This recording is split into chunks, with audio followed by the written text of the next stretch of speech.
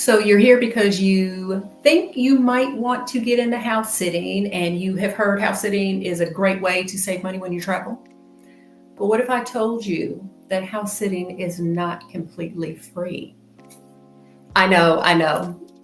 Surprise, surprise, house sitting is not completely free. Today's video, we're going to discuss some of the hidden costs of house sitting that come along with being a house sitter, because I want you to be informed. If you're going to be a house sitter and you're considering getting into house sitting, these are things you need to know, and hidden costs that sometimes can sneak up on you. I want you to be prepared. That's what I'm here for, to make sure that you're prepared. So when it comes to house sitting, you hear a lot about how much money you can save, but there are some categories that you may find yourself spending money on that can be hidden costs. Some of them are just the costs associated with travel themselves, but some of them are costs that people do not consider when they're getting ready to become a house sitter. Remember, most of the components of house sitting are free, meaning the accommodations part may be free for you, but you still need to put in your budget these other costs just in case, just so you have a smooth house sitting experience and you're not caught off guard. The first thing you need to consider is your transportation to and from the sit. How are you going to get to and from the house sit? What I mean by that is, yes, eventually you may come across homeowners that offer to pick you up at the airport or arrange your transportation, those types of things. But do not consider that a normal thing. Consider the cost of transportation to get to and from the sit, whether it's planes, trains, automobiles, Uber, or whatever. Make sure that you're including that in your house sitting budget, because you will need to get transportation to and from the sit. You also need to make sure that you're thinking about transportation while on the sit.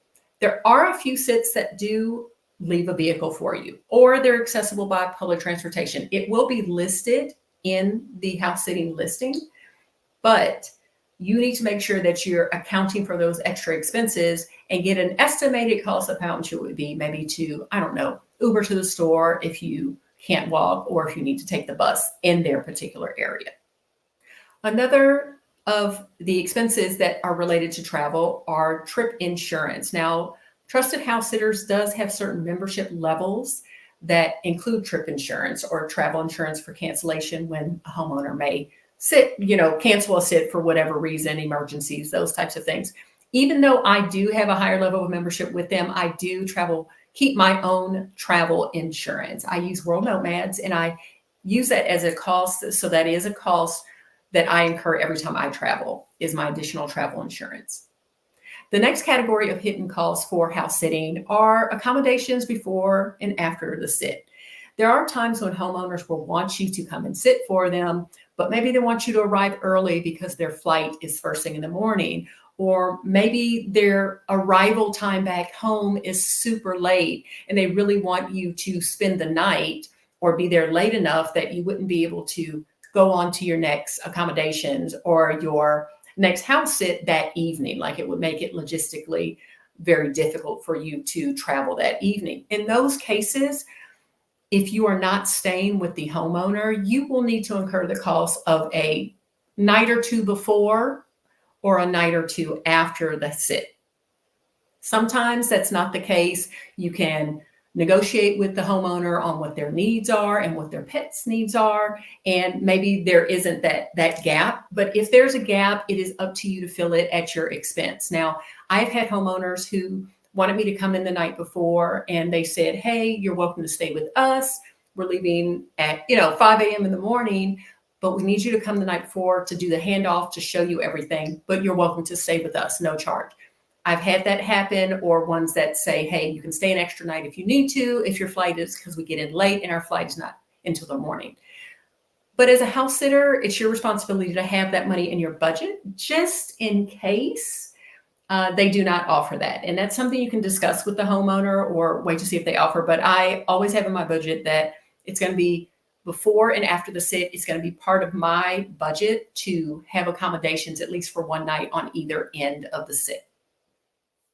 Hidden costs of house sitting, and not so much specifically just for house sitting, but it can be, is your food costs. You need to know how much it's going to cost for you to grocery shop in the area if you're there for a long time, maybe how much restaurants are in the area and things like that. Don't assume that your home budget for food is going to carry you in whatever particular area you're visiting. You'll need to do a little bit of research and figure out how much your basic dinner is going to cost you or how much groceries are in the area, those types of things, and include that in your budget as well. So food can be a hidden cost as well, depending on if there's a big variation of what you're used to paying at home and what you're paying for this particular house sit in whatever region or country they are in.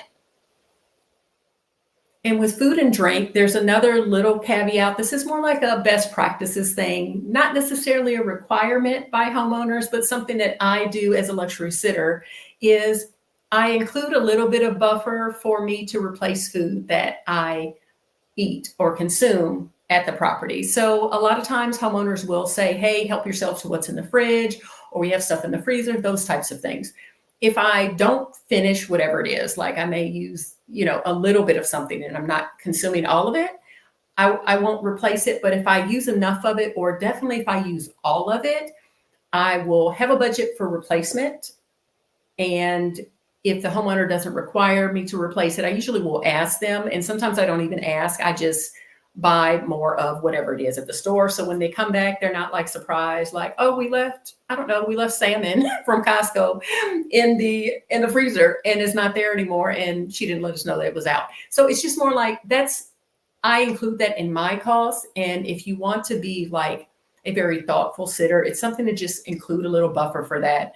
Even if it comes up that you don't have to use it, it's better to have the money to do it just in case. And the last area of house sitting hidden costs that doesn't happen with all sits, but I've actually experienced this, is the hidden cost of replacing items like household items or additional cleaning fees, things like that. So in this category, I would say I've had where things have broken at the house under normal wear and tear. And I keep a budget just to replace those things if I can. A lot of times homeowners don't require you to replace it. Okay. They expect you to be a guest in their home, take care of things as best as you can, but accidents happen, things happen, and you just do your best. They expect for some things to either, get used or things may break or get damaged.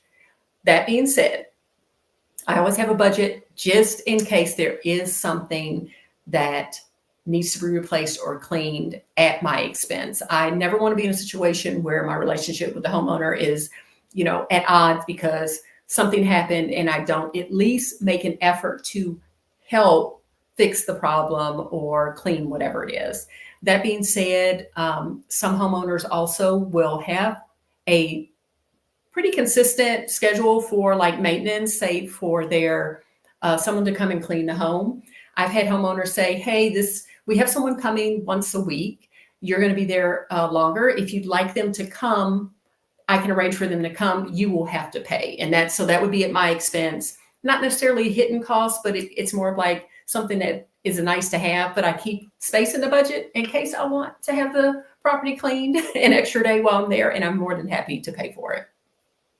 And then lastly, something that's very rare, but it is a hidden cost, is taking the pet for an emergency or whatever, or to the vet or something like that. I've not had this happen to me, but I personally on any of my sits, but there have been cases where the homeowner does not have an account set up at the vet or something like that. So the house sitter will have to bring the pet in for care, and maybe they have to pay up front. It's extremely rare, but you should make sure that those, financial responsibilities are in place prior to the sit. And if they are not, how is it handled? Is the homeowner going to leave you money just in case? Those types of things. You just want to have those discussions so you're not caught off guard if something does happen and you don't have cash or funds to cover it or arrangements made. Now, if you're here watching this video, I'm assuming that you're deciding, do I want to be a house sitter? I'm not sure if I want to be a house sitter or if it's something that I can do. So I'm just kind of getting all the information I can get before I make my decision. I'm glad you're here. And if you feel like all of this information is good, which it is, then go ahead and make sure you like and subscribe to the channel while we're discussing all these things, because there's a lot of things to know about becoming a new house sitter. And I'm going to keep dropping more videos to get you filled in. Thanks for spending time with me today. And these are not any barriers to house sitting. These are just to let you be an informed first-time house sitter. Have your budget ready so that you can enjoy your sit. I look forward to spending more time with you to talk about house sitting in the future, more topics, more info to get you good and out and started all around the world. Make sure you subscribe, and I'll see you in the next video. Bye.